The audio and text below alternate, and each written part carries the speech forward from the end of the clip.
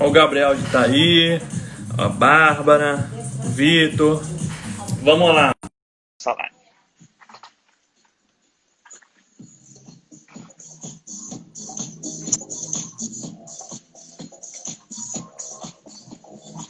Rei do Bitcoin, é isso mesmo. Eu e o Gabriel.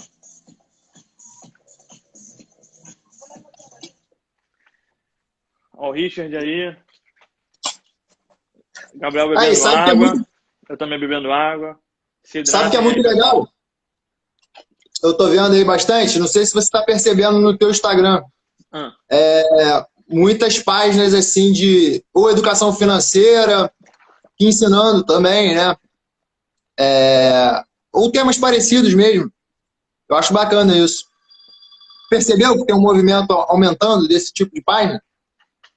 Percebo, é evidente. É bom que estamos na missão para ajudar o Brasil a investir melhor. Isso aí. Cielo. Sufoco. Fala de Cielo, fala de Cielo. Tu vai me mandar dinheiro pelo WhatsApp?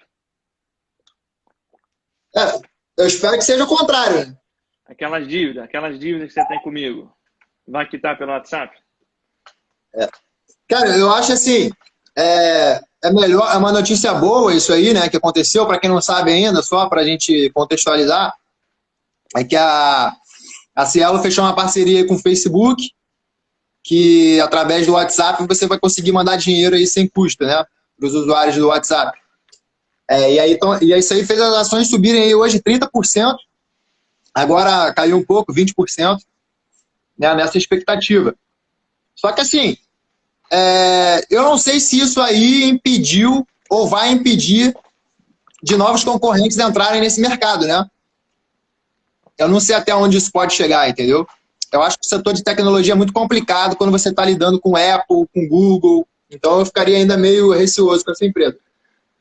Aqui, ó, o Saindo do Sufoco, ele falou que leu teu livro, tu leu antes ali, e falou também que o limite é 1.000 por dia. Quer dizer, 1.000 por transação e 5.000 por dia. Ou seja, vai demorar mais de ano para tu quitar aquela dívida comigo. Mas achei curioso. Sim, sim. Achei curioso esse bom para a empresa, né? Mas acho que tinha um burburinho aí também que o Itaú ia fazer isso, os bancos, não tinha alguma coisa assim? Eu não, pessoalmente, não estava acompanhando não, mas aparentemente os controladores estavam comprando mais ações e isso dava a entender alguma coisa. Mas isso aí é irrelevante. A gente separou dois temas aí principais, né? Foram dois?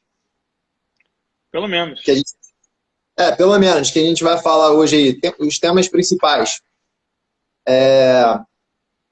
O primeiro, eu acho que é, assim, fundamental, né? E talvez seja o mais importante, eu acho que é o mais importante, e o mais difícil também de você seguir, que é o método de investimento, né? As formas de se investir. Como que você vai investir, fazer seus investimentos, né? Acho que as pessoas, às vezes, não sei se você tem essa mesma sensação que eu, é que elas começam comprando uma ação, comprando, sei lá, um ETF, um fundo imobiliário, mas não sabem muito bem o que estão fazendo, o que vão fazer dali para frente. É porque fulano falou, ou alguém indicou, e aí o tempo vai passando e ela não consegue definir muito bem uma estratégia e acaba perdendo dinheiro, fica nervosa, enfim. Eu acho que isso aí acontece muito mais do que deveria. Então, antes de você iniciar esse tema, você aí que está nos assistindo, clica aí no aviãozinho, marca todo mundo, marca grupo, marca a mãe, marca o pai. Mais cedo ou mais tarde eles vão estar na bolsa também, provavelmente por falta de alternativa. Também tem aquelas pessoas que gostam de investir em imóveis. Aí essas pessoas aí também vão existir. Essas pessoas, quando descobrirem como é que funciona realmente o fundo imobiliário, eu acho que vai ter correria. Será? Ué, é Ah, aquele. já está tendo, né? Porque a gente vê a quantidade de dúvidas de pessoas que querem vender o seu próprio imóvel para investir na bolsa. Então, eu mesmo já fiz isso. Então, Ah, acaba sendo uma forma de alocação teoricamente mais eficiente de capital. sim. E uma questão também de. É mais uma questão de conhecimento, né? As pessoas não conhecem ainda o produto. Quem está assistindo aqui a gente sabe, conhece fundo imobiliário, já está a par da situação. Mas, assim, quanto mais pessoas conhecerem, entenderem, eu acho que aí o futuro é muito brilhante aí para essa classe de ativo em específico. E Aí, mercado de renda variável mesmo. tem como tu crescer 3 centímetros aí agora? Altura? É. Aí, boa, boa. Tu estava se sentindo muito alto? Tava, tava. Eu achava que tava caindo.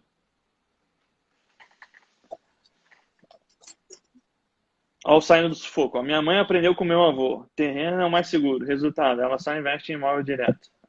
Muita gente também. Isso não é nenhum demérito. Apenas reflexo de um país hiperinflacionário. Pois é. Quanto Vamos, mais a incerteza sobre a inflação, mais as pessoas correm para os ativos reais, né? Isso é histórico. vamos iniciar o nosso tema. Métodos de investimento. O que você tem para nos falar a respeito? Então, vamos lá. A gente estava conversando um pouco sobre isso antes, né? Da importância de você ter um método, uma forma de investir. Primeiro, que eu acho, a informação mais importante é o seguinte: eu acho que não existe um método perfeito, tá? Existem diversas maneiras de se investir. E o seu objetivo, o seu foco, no primeiro momento, é encontrar a maneira que você vai conseguir executar com consistência, durante muito tempo. Eu acho que esse é o número um, tá?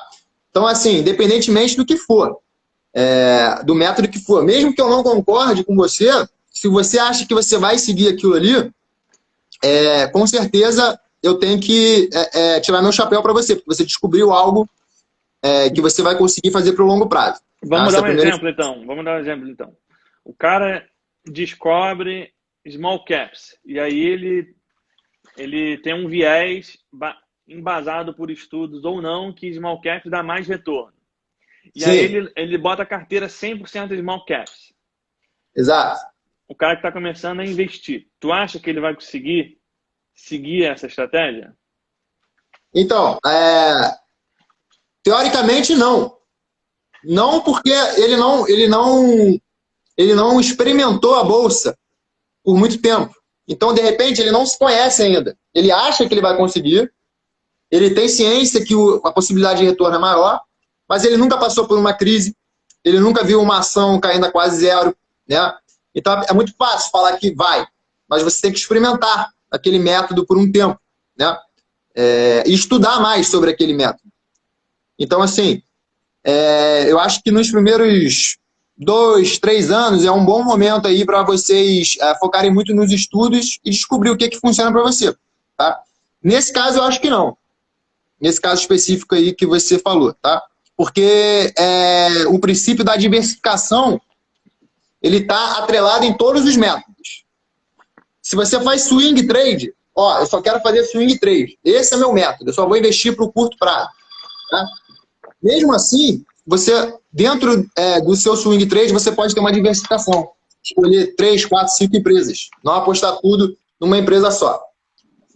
Então, assim, no caso específico aí que o Stefano falou,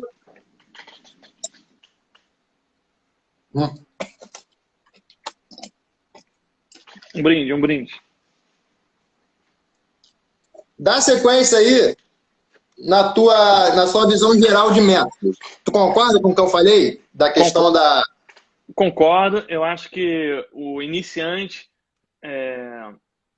que investe na bolsa, ele vê várias pessoas, eu, você, fulano, ciclano, beltrano, falando coisas diferentes. Preço importa, preço não importa.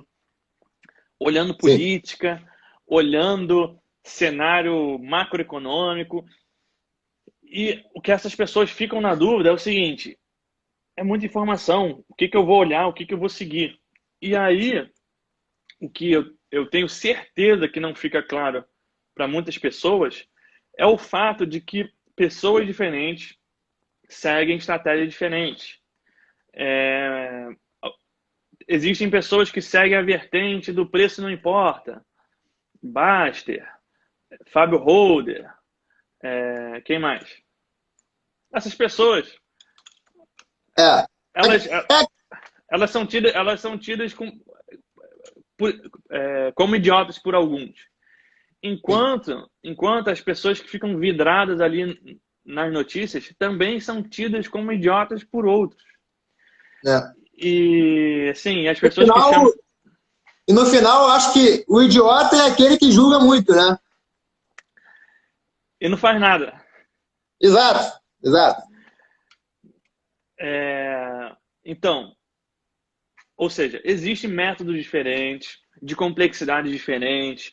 Existe o do investidor passivo, que só compra ETF de índice. Esse não tem que estudar empresa nenhuma, isso é uma outra forma. Existe um método também de quem faz valuation, na precificação de ativos. O que mais? Tem gente que não investe em renda fixa de jeito nenhum, gente que não tem reserva, tem gente que investe através de fundos, fundos de investimento, terceiriza para o investidor. Então, o que eu quero deixar claro é o seguinte: existem inúmeros métodos e você tem que escolher o seu. Se você for iniciante, eu sugiro você ir pelos de menor complexidade. Por exemplo, preço não importa. Se você for seguir valuation, contrata uma casa de research e segue ali aquela carteira. O que mais? Dos menos complexos? Dos menos complexos...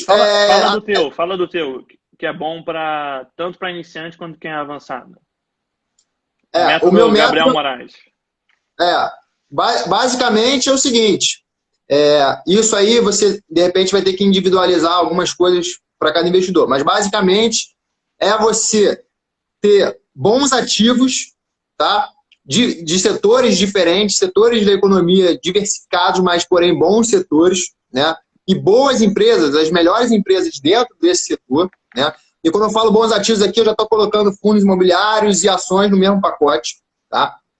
E você tem uma exposição também em renda variável no exterior, tá? Então, basicamente é isso, para aí você diversificar na moeda e também ter acesso a outras empresas aí que aqui no Brasil não tem. E aí, qual é a minha visão? É você acumular, investir sempre nesse tipo aí de ativo, né? Você não vai focar tanto no preço, tá? Você vai usar o preço como um último recurso ali, a última coisa que você vai ver para você tomar uma decisão ou outra melhor. Isso aí, de repente, pode ter um efeito de juros compostos maior no longo prazo. Mas no primeiro momento você quer ter sua carteira bem montada e aí você quer ter mais ações, mais cotas, né, ao longo do tempo. Isso vai aumentar a tua renda passiva daquelas empresas que distribuem dividendos, das que não distribuem, eu tenho também, né? Aí a gente vai esperar um crescimento da própria empresa, tá? Mas o importante é que ao longo do tempo a gente acumule aí mais renda, mais ações, mais ativos bons, de qualidade. E com uma pequena parcela das minhas posições, de vez em quando eu posso sim optar por ter empresas aí, turnaround, ou algum investimento mais especulativo, mas que tem muito potencial de retorno no longo prazo. Mas vai ser um dinheiro assim, pequeno em relação ao todo, que se der errado, tá tranquilo, não vai atrapalhar a estratégia geral. Dá um exemplo. Mais ou menos aí da base. Algo em torno aí de 2% da carteira toda, até 3%, tá? Não mais que isso. Algo em torno assim desse valor. Mas de uma forma geral, eu quero ter tranquilidade com os meus investimentos. Não é aquele negócio assim, que do dia para a noite tudo pode mudar, né? É óbvio que quem está familiarizado aí com cisnes negros tem essa noção de risco, que as coisas podem mudar, né? Mas de uma forma geral, investimentos aí que têm bom potencial de retorno, mas são dentro da classe conservadores, da classe da renda variável como um todo. O Edu Hipólito disse o percentual dele aqui, 70% FIIs e 30% ações, esse é o caso dele, né? Mas tem muitas pessoas que acham que existe um percentual certo. O que você fala para essas pessoas? Cara, eu acredito sim em percentual de classe de ativo, tá? De classe de ativo e depois das ações. Eu acredito nisso. Eu acredito nisso porque você consegue dimensionar e controlar teu risco. Então, assim, se você estabeleceu que você vai ter 80% em renda variável, você já está bem encaminhado. Você já sabe o quanto você já passou. De repente, se você está com 99%, você já sabe que você passou muito da conta. Ou se você está com menos, é hora de aportar mais. Os ativos provavelmente ficarão mais baratos. Então, eu acho que é uma maneira intuitiva e que dá certo de fazer, sim, uma alocação de capital por percentual. Você concorda com isso? Você gosta ou usa? Concordo. Percentual fixo, eu acho que é uma boa estratégia e usar o aporte para rebalancear. Só que tem que entender também que a questão do usar o aporte para balancear esse capital, chega uma hora que ele não vai conseguir mais, né? Que você vai ter muito capital. Então, o aporte ele vai representar muito pouco. Mas, até de repente esse momento chegar, dependendo de onde você está agora, hoje, começando a investir, você já acumulou muito conhecimento para, de repente, conseguir fazer um rebalanceamento mais dinâmico da carteira. Então, não é uma preocupação assim que você tem que ter muito grande nesse momento. O que eu estava pensando também é que é importante as pessoas conhecerem as classes de ativo, né? Ações, fundos imobiliários, renda fixa, e entender o que elas querem, né? Então, por exemplo, se uma pessoa gosta muito de dividendo e ela quer uma certa previsibilidade desses dividendos, talvez seja melhor para ela ter mais fundos imobiliários do que ações. Já aquela pessoa que não gosta, sim, de dividendo, mas não tem aquela necessidade, aquela vontade toda do dividendo e aceita mais incerteza em relação ao dividendo, pode aumentar, sim, o percentual em ações, né? A gente tem muitas ações que pagam a cada trimestre, mas não é uma regra, e tem outras ações que pagam por semestre. E tem ações também que pagam uma vez por ano. Então essa é a mensagem que eu deixo. Quem gosta muito de dividendo, a melhor classe de ativo para dividendo é fundo imobiliário. É aquela história, né, que a gente já conversou várias vezes. São as narrativas, e aí eu não falo no sentido pejorativo da palavra, são as narrativas criadas para você para você seguir teu plano, para você conseguir seguir. Porque não adianta eu te apresentar a melhor estratégia do mundo, que faz mais sentido, que tem mais controle de risco, que tem um potencial aí do retorno ajustado pelo risco interessante. Não adianta eu te passar isso se você ficar desconfortável. Então é isso que o Stefano está falando. Com certeza, você só pensar em dividendo não é a melhor estratégia do mundo. Tá? Isso aqui, com certeza, ela não é a estratégia... não, eu só vou comprar ação aqui que paga 90% de dividendo. Em termos de risco. Explica por quê. Porque senão você vai concentrar muito em poucos setores, em poucas empresas e em classe de ativo também, né? No caso, ações de dividendos brasileiras. Então você vai ficar muito focado no setor elétrico, por exemplo, e talvez... banco elétrico, saneamento. Não, saneamento nem tanto. Saneamento nem tanto porque o payout ainda é baixo e tudo mais. Mas assim... vamos agrupar.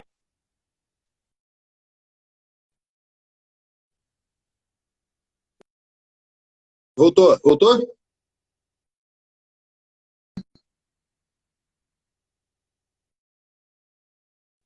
Alô? Tô escutando, eu tô escutando. Eu tô escutando. Ah, tá. Eu recebi uma ligação aqui, por isso que travou. Ah, tá. Então, vamos agrupar. Utilities, né? O que são utilities? Elétricas, saneamento, empresas de concessão também. São empresas de uma forma geral. Não vou nem falar de utilities, vamos falar de receita previsível, que aí dá para agrupar. Vivo.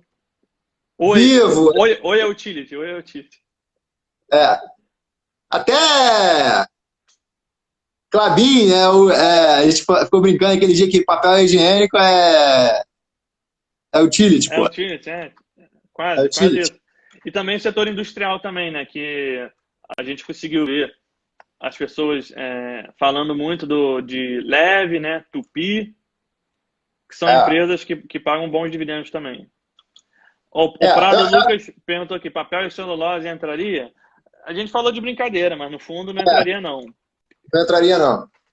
Mas assim, então, a gente tem que ter. Eu tô falando isso por experiência própria. Porque no começo, a minha carteira tinha muita empresa de energia elétrica.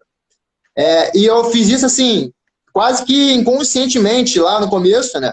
Porque eram as empresas que pagavam os maiores dividendos, né? A seguradora também entra aí nessa questão do dividendo, dependendo da seguradora.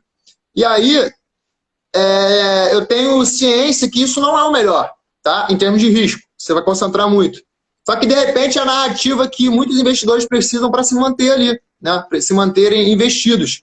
Você só não pode confundir a estratégia com algo que você sabe fazer e vai conseguir fazer com a verdade absoluta. Você achar que é a melhor estratégia do mundo, tá? Isso aí são caminhos diferentes. E é aí, nesse ponto, que entra a briga, né? A briga de egos. Não, que eu faço melhor que você, que a minha estratégia deu 50% no ano e você perdeu dinheiro. Entra toda essa história aí que a gente vê, né? Na rede social aí, em questão de investimento. É isso aí, um quesito, uma concentração que as pessoas não percebem também é que as empresas de dividendo, elas geralmente estão num estado de maturação, de mais avanço. Por exemplo, não tem grandes projetos para elas se aventurarem, para elas investirem o dinheiro. E é por isso que o payout acaba sendo alto. Porque como elas estão ali apenas nos projetos que interessam e elas não têm muito foco em crescimento, esse dinheiro acaba indo para o cotista.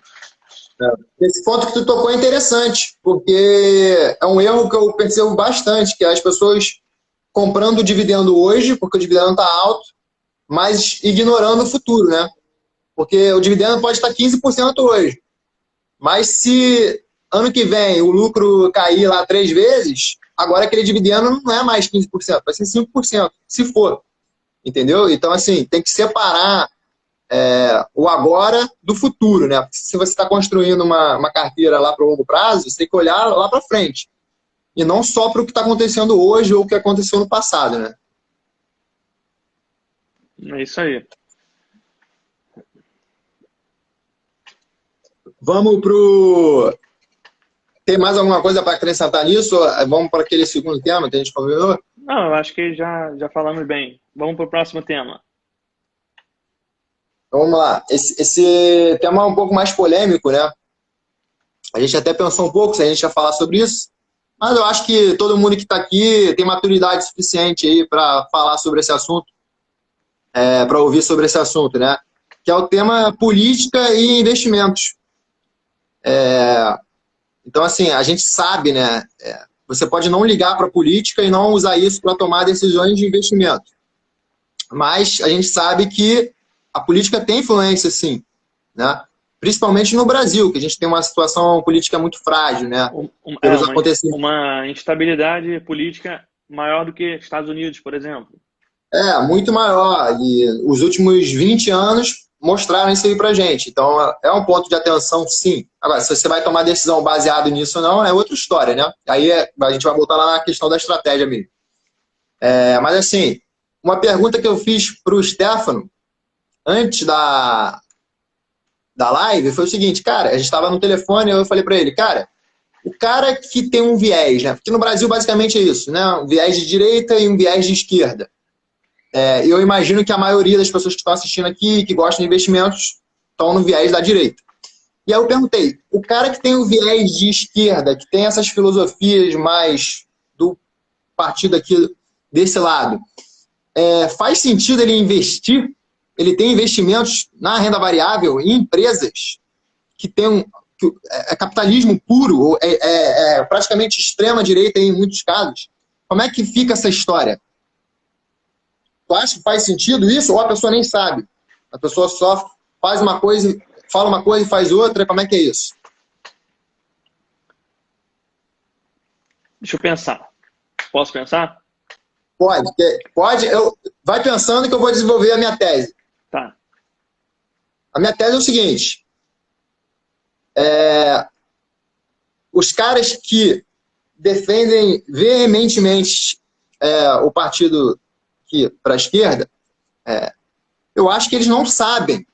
Eles participam do capitalismo de forma agressiva, então todo mundo viaja, todo mundo tem celular, todo mundo tem conta na Vivo, né? E aí a Vivo é uma empresa listada em bolsa, então assim, todo mundo aqui que é do Rio de Janeiro tem conta da Light, paga conta para a Light. A Light é uma empresa estatal, mas listada em bolsa. E assim, eu acho que de repente as pessoas nem sabem o quanto que elas usufruem aí do capitalismo, né? E ao mesmo passo que elas vão contra isso. Mas eu acho que é mais por questão de falta de conhecimento do que por ser contraditório mesmo, né? É assim que eu penso. É isso aí que o Santos está falando, os esquerdistas da Apple, né? Você tem um viés esquerda, mas tem celular da Apple? Ou algo mais ou menos desse ponto aí. É isso aí. Uma abordagem que eu tenho, né, que é de não seguir muito política, é o grande exemplo do Warren Buffett, que ele fala que ele comprou ações durante todos os presidentes no período. Então, teve lá nos Estados Unidos, teve presidentes democratas, que são considerados mais de esquerda, teve presidentes republicanos, que são considerados de direita, e ele comprou ações durante todas essas presidências. Então, eu também sou desse viés. Eu acredito que, no longo prazo, pouco importa olhar para a política. Eu também, eu concordo com isso, Até porque se eu não concordasse, né, se a gente não concordasse, a gente não ia estar investindo. E aí a gente não está falando aqui a gente não está falando aqui que se é bom ou se é ruim. A gente está falando... As pessoas têm a dificuldade de entender que, por exemplo, eu sou uma pessoa da direita e eu respeito muito as pessoas de esquerda. Tá? Eu respeito as pessoas. Eu posso não concordar com a ideologia, mas eu respeito. E aí eu tenho ciência do fato de eu ser de direita não significa que eu sou igual ao meu companheiro que é de direita também. Então a gente separar vieses políticos da pessoa, né? E eu já vi acontecendo muito isso aí na minha vida pessoal também. As pessoas confundirem aqui. A gente não quer guerra com isso, né? Isso aí é antipolítica. Você entrar em guerra nessa questão, eu acredito, tá? Só para quem se sentir aí achando que a gente está falando mal, está ofendendo, a gente não quer... Não é isso que a gente está propondo aqui, não. Uma coisa que eu queria observar também é que quem faz trade, day trade, swing trade, quem opera no curto prazo, tende a se ligar mais à política, porque é um fator que gera volatilidade nas ações, sim, no curto prazo. Vide o exemplo do Sérgio Moro, por exemplo. Ele saiu do governo e gerou uma extrema volatilidade nas bolsas, né? Ele era uma figura que o mercado gostava dele, né? Somava a imagem do Bolsonaro, e aí ele saindo causou uma imagem de não estabilidade no governo. E isso aí se traduziu em cotações mais baratas. Não teve jeito, as ações caíram. Interessante que depois, um tempinho depois, confirmando o que você tinha falado antes, um tempinho depois a bolsa subiu muito. E aí é o que o Gustavo está falando. Se você ficar dependendo para investir só... Hoje é um exemplo. Qual o nome do cara que saiu do governo e já entrou, a bolsa chegou a ficar negativo e agora está positivo? Eu esqueci o nome. É isso. É aquilo que o Gustavo está falando. Você vai investir no longo prazo, pouco importa. De fato, pouco importa. E aí volta sempre naquela coisa, né? O que você quer, qual é o seu perfil de investidor, qual é o seu objetivo na bolsa. Mansueto. Pode escrever.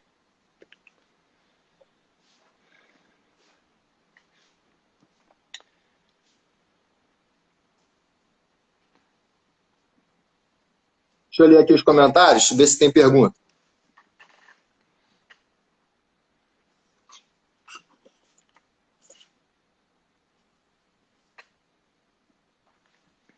Ô, Gabriel, fala aí sobre um tema que a gente falou na outra live, diversificação e pulverização. Eu emiti minha opinião lá, mas eu queria ouvir mais uma vez você falar a respeito disso.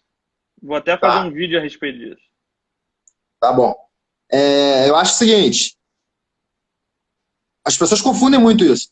Eu vejo gente com carteira com 25 ativos, 30 ativos. Aí o cara pensa, pô, eu tô super diversificado. Tenho vários ativos, se acontecer alguma coisa aqui, tenho vários e tal. Só que aí tu vai olhar para dentro da carteira desse cara, e aí são 25 fundos imobiliários. 25 fundos imobiliários. Esse cara tá diversificado? Com certeza não, né? Então, qual é o meu ponto aqui?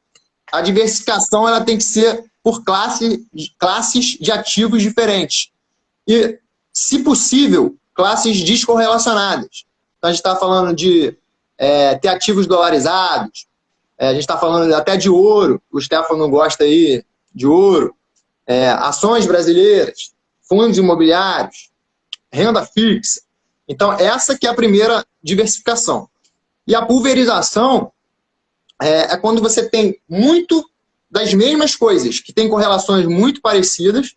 Né? Então, por exemplo, o caso do fundo imobiliário, não adianta você ter 25 fundos imobiliários ou ter 10 fundos imobiliários. Você tem muito da mesma coisa.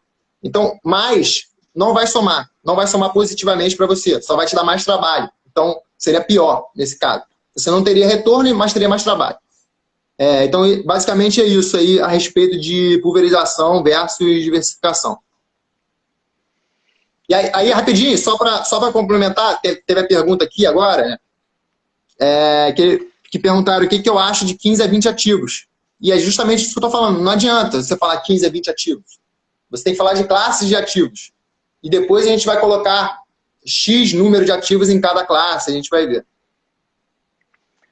Vamos falar agora da importância de ter o patrimônio exposto a dólar? Muitas pessoas, elas falam que elas não gastam em dólar, que elas não comem em dólar, quando, na verdade, isso é mentira, tá? Elas consomem dólar, sim, indiretamente. Veja, por exemplo, preço da gasolina. Um bom exemplo é o seguinte: o real se desvalorizou, o dólar valorizou. Os frigoríficos, eles podem vender ou para o mercado interno ou para o mercado externo. Só que, com o real desvalorizado, com o dólar valorizado, fica muito interessante para eles exportarem para o exterior. Logo, para a gente aqui, o preço da carne tende a subir justamente por causa disso, porque os frigoríficos têm a opção de vender seus produtos para o exterior. Então, a mesma coisa se reflete com gasolina, o pãozinho francês, né, por causa do trigo, carne e várias outras coisas. Então, quando as pessoas falam assim, para que eu preciso de dólar? Por isso. Para tudo. Para tudo. E, na verdade, assim, essas formas que você está falando direto, são formas diretas, né? Mas indiretamente uma coisa puxa a outra. Se o pãozinho está mais caro, de repente, para você fabricar esse pãozinho, vai ter mais custo também, né? Você vai ter que ter um lucro maior, então essas coisas vão puxando a outra e tudo vai ficando mais caro. E o que a gente vê no longo prazo é isso. A inflação, né? Períodos mais altos, períodos mais baixos, mas sempre subindo. E o dólar subindo também, acompanhando esse movimento aí no longo prazo, né?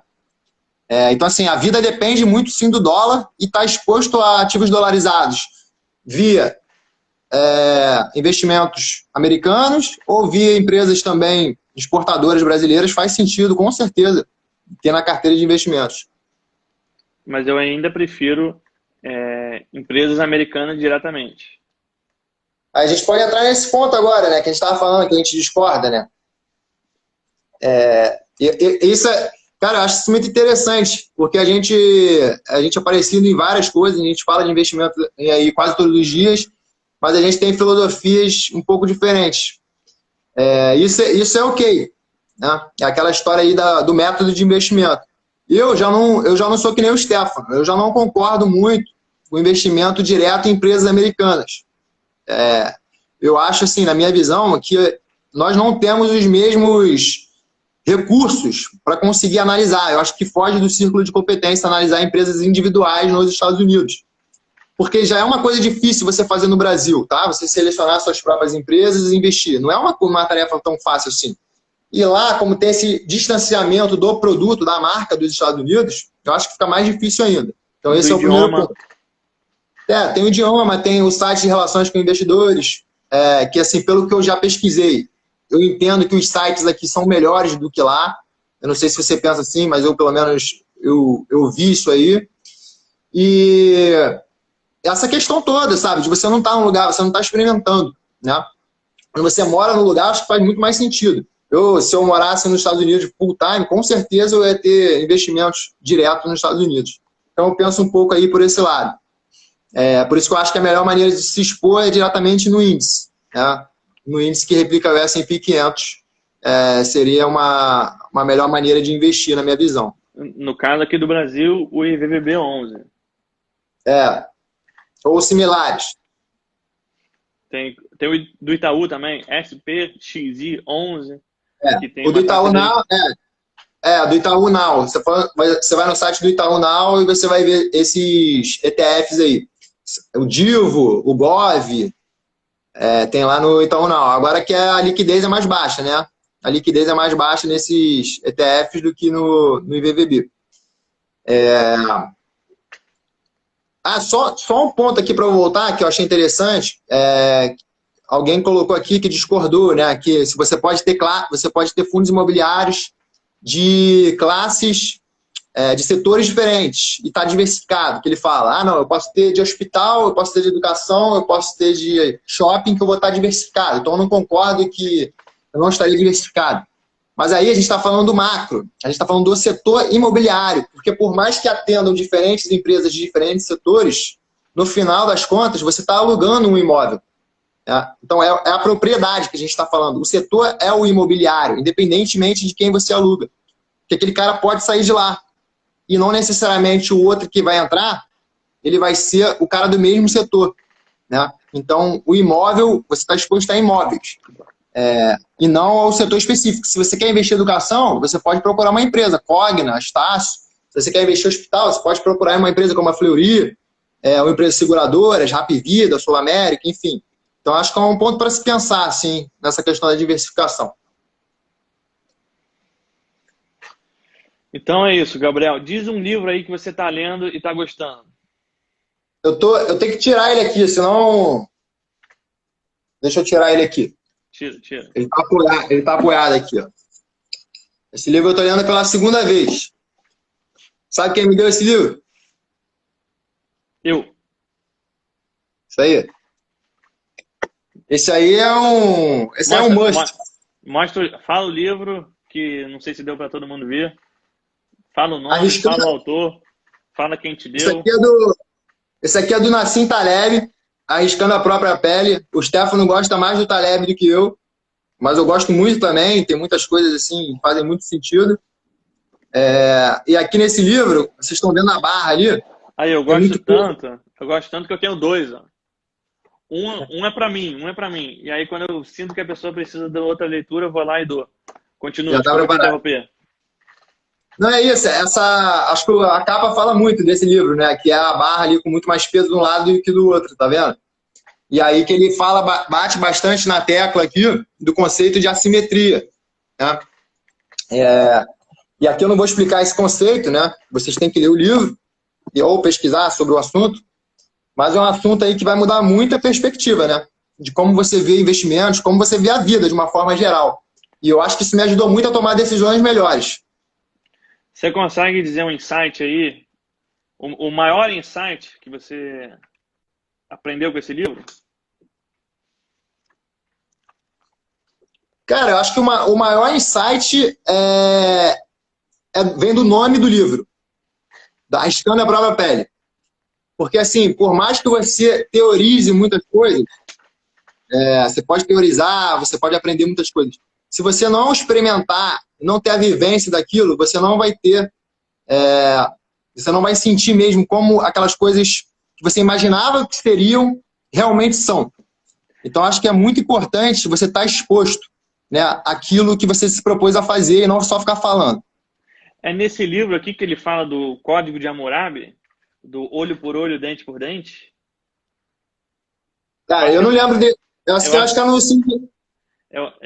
acho que é no Antifrágil esse, que ele fala que Pode ser. o primeiro sistema de leis implementado com sucesso era o Código de Hammurabi, que é o famoso olho por olho, dente por dente. Em outras palavras, arriscando a própria pele, skin the game.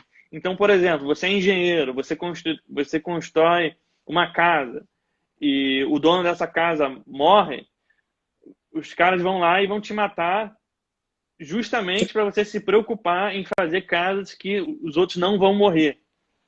Então, isso foi uma ideia que é skin the game, mas eu acho que está no livro Antifrágil. Antifrágil, que eu gostei muito, assim, me chamou bastante atenção. Tem o Antifrágil, o Cisne Negro, esse Arriscando a Própria Pele, e tem aquele outro, o Iludidos pelo Acaso, né? Mais recente. O Iludidos pela Casa é muito bom. Acho que é o mais fácil de ler. Eu acho que quem É, quer ler é, Taleb tem que começar por ele. tem que começar por ele, porque esses livros aí, acho que principalmente o Cisne Negro, ele tem uma complexidade aí grande das informações e a linguagem não é tão fácil assim. Então, Tem que ler com a mente descansada. isso aí. Mas é interessante. Deixa eu Tem ver, livros, deixa eu ver um livro aqui. Vai falando, vai livros, falando. de, livros de investimento mesmo. Eu sei que você está lendo aí o Faça Fortuna? Ou não? Não, Qual que não. você... Esse aqui, ó. Investindo em ações para o longo prazo. Qual foi o E maior insight aí desse livro? foi em relação a... Primeiro que foram muitos. Mas o que mais me chamou a atenção aqui é um capítulo que ele fala que empresas de dividendo tendem a performar melhor do que o índice. É o capítulo 12, superando o desempenho do mercado. Aí ele estava falando de estudos lá que o French e o Fama tentaram...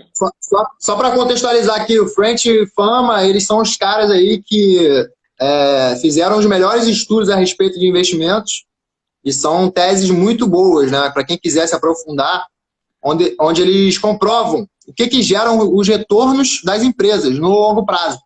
Né? Então, eles pegam os períodos e explicam isso. Aí tem vários estudos sobre o beta, sobre o tamanho da empresa, então é bem interessante. Mas vai concluir. E aí eles estavam fazendo estudo sobre fatores das empresas. Tamanho da empresa, lucratividade, enfim. E aí eles queriam saber se empresas de small cap ou big cap performariam melhor do que o mercado, só que aí eles acabaram descobrindo que empresas de PL menor iam performar melhor do que o mercado e empresas que pagam mais dividendo também. Então, vale bastante a leitura. É um livro que prova por A mais B os principais pilares do buy and hold. Vale muito a pena. Vou botar aqui de novo. Bota aí. Quem é o autor? Não está dando para ler. Jeremy Siegel. Esse é top. Sobre livro aí, né? Que a gente até falou também ontem. O negócio não adianta você ler 500 livros por mês, tá? Isso não adianta. O negócio é você ler o livro, absorver, se questionar, procurar mais profundamente aí alguns temas que você achou interessante do livro ou que você discordou também, isso é importante, né? Para que você possa aí botar isso na prática, né? Arriscando a própria pele. E é isso aí, então. Então, vamos fechar por aqui? Vamos, tá acabando aí? Apareceu o tempo? Já deve estar acabando. Então manda uma palavra de sabedoria para guiar o coração das pessoas essa semana aí. Foca, o teu foco tem que ser na tua vida. Isso aí vem de um livro que eu estou escutando agora do Grant Cardone, que ele fala que você tem que ser obcecado pela sua própria vida. Então tudo que você fizer, você tem que fazer o melhor possível. Tenta investir da melhor maneira possível, cuida da sua saúde da melhor maneira possível, das suas amizades, das pessoas que você ama, da sua esposa, do seu marido. Então tenta fazer sempre o melhor e isso aí vai te levar para um novo patamar a cada dia. Então, segue a estratégia, foco no aporte, cuida da sua vida e abre menos o home broker. Essa dica aí é muito boa. Essa dica na prática é muito boa. Então, acho que a gente pode fechar com chave de ouro aqui. Pode. Fecha aí e me liguem. Ou passa aqui de carro pra gente ir ali no shopping. Valeu. Com máscara. Com máscara. Valeu. Valeu.